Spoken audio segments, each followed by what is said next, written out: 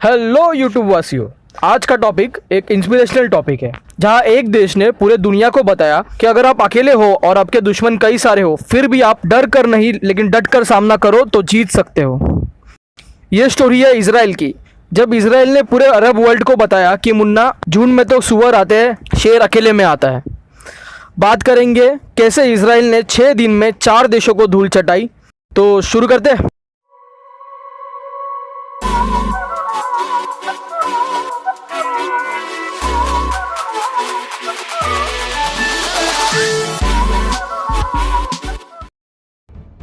Israel middle east का एक ऐसा देश जो जब बना तो पूरा मिडल ईस्ट उसके खिलाफ था। जब से 1948 में इजराइल बना तब से मिडल ईस्ट का हर एक देश इजराइल को ख़त्म करने का सपना ही देखता आ रहा है, और वो सपना ना आज तक पूरा हुआ ना आगे पूरा होगा। क्योंकि वो कहते हैं ना, जिस इंसान को जितना दबाओगे वो उतना उभर के आएगा। और इन यहूदियों को यानी कि ज्यूश लोगों को इतना दबाया गया है कि इनको किसी ने चैन से जीने ही नहीं दिया। कुछ लोगों को गैस चेंबर में डाल दिया, कुछ लोगों को जिंदा जला दिया और कुछ लोगों को तो साइंस एक्सपेरिमेंट के लिए यूज किया गया। इन लोगों पर हमेशा ही अत्याचार किया गया है। जब इंसान इतना कुछ सह ले तो वो वक्त के साथ ताकतवर हो ही जाता है, क्योंकि things which don't kill you makes you stronger.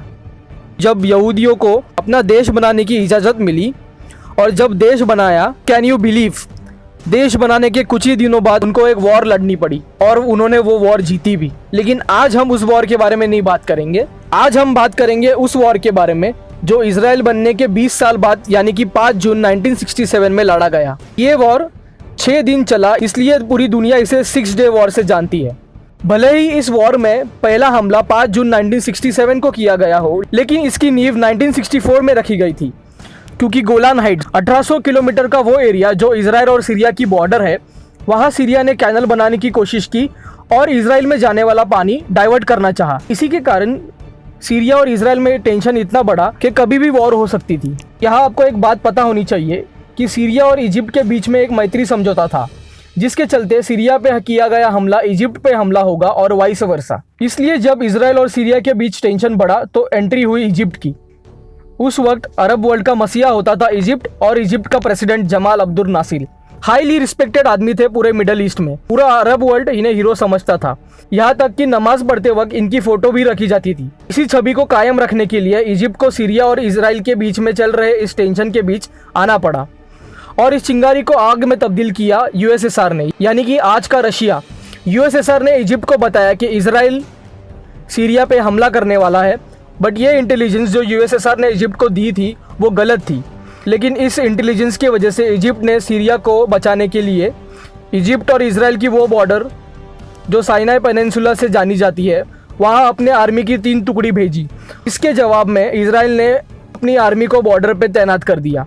But Israel ने इजिप्ट के मुकाबले बहुत कम आर्मी डिप्लॉय की थी, क्योंकि इसके 2 कारण थे। पहला, इजरायली इंटेलिजेंस ने यानी कि मोसाद ने ये बताया था कि इजिप्ट हमला नहीं करेगा, और इसका दूसरा कारण यूनाइटेड नेशंस की पीस कीपिंग फोर्स जो साइनाई पेनिनसुला में खड़ी थी, और सुइस कैनाल को लेकर जो रेजोल्यूशन पास हुआ था कि जिसके चलते इजिप्ट सारे वेस्टर्न शिप्स को नहीं रोकेगा और इजरायली शिप्स को भी यहाँ से जाने देगा। इसलिए जो रेजोल्यूशन 1956 में हुआ था तब से लेकर 1967 तक वो पीस कीपिंग फोर्स वहाँ ही खड़ी थी।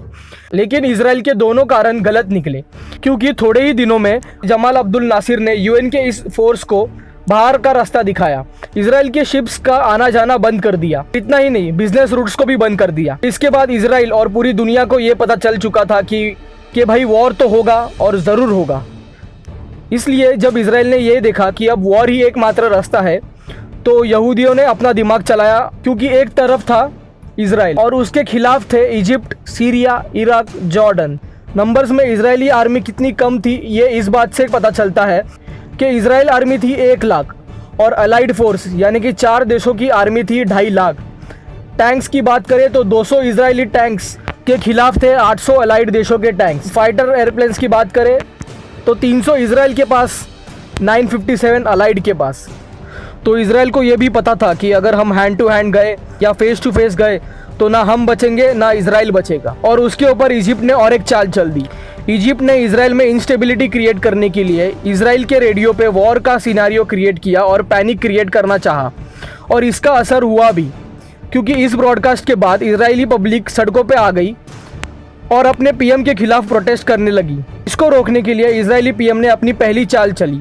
इसके चलते मोशे डायन को डिफेंस मिनिस्टर बना दिया, क्योंकि मोशे डायन इजरायली लोगों के नज़र में हीरो था। उनके अपॉइंट होते ही इजराइल डिफेंस की जगह अटैक पे आ गया। इजराइल की पहली चाल, इजराइल ने खबर फैला दी इजराइल के सारे फाइटर पायलट छुट्टी पे हैं।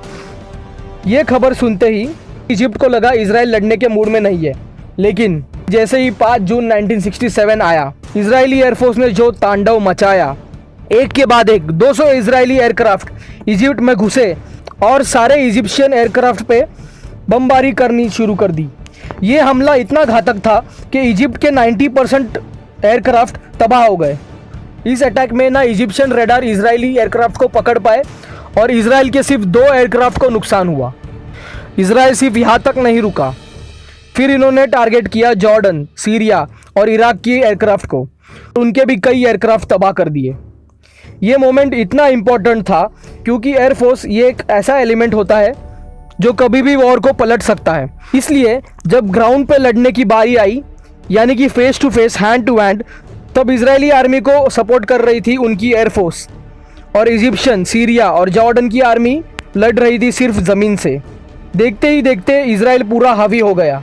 इजराइल इस हद तक हावी हो गया कि जो देश अभी तक इजराइल को ख़त्म करना चाह रहे थे, अब खुद की ज़मीन बचा रहे थे, क्योंकि इजरायली आर्मी देखते ही देखते सीरिया से गोलान हाइट्स, इजिप्ट से साइनाई पेनिनसुला और गाज़ा पट्टी छीन ली।